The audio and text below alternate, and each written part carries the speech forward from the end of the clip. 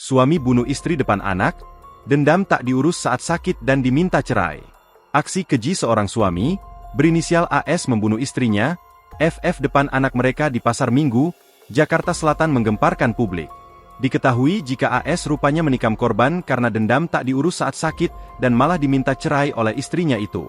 Pelaku kesal karena pengakuannya tidak diurus waktu lagi sakit.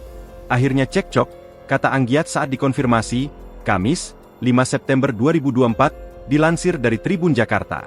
Anggiat mengungkapkan, pelaku semakin emosi ketika korban meminta cerai. Sehingga pelaku yang emosi langsung berpikir untuk menghambisi nyawa FF. AS keluar kontrakan dengan dalih membeli es.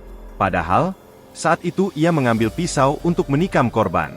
Korban juga menyebut ada kata-kata ingin cerai, sehingga pelaku kesal.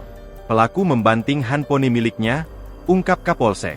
Akibat pernyataan itu, pelaku jadi sakit hati dan marah kepada korban.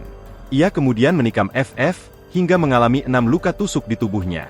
5 luka tusuk diantaranya berada di bagian perut korban.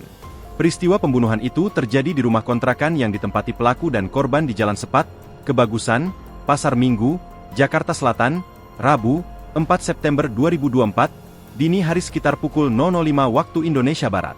Pilunya lagi, pelaku menghabisi nyawa sang istri di hadapan anaknya yang masih berusia 5 tahun.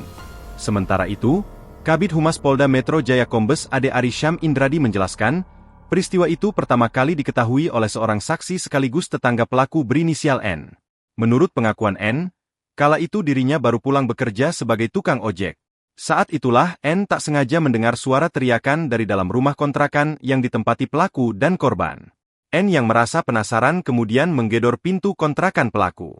Ketika itu, sambung Ade Ari, N melihat pelaku tengah memegang pisau yang berlumuran darah. Pelaku pun langsung membuang pisau tersebut ke lantai.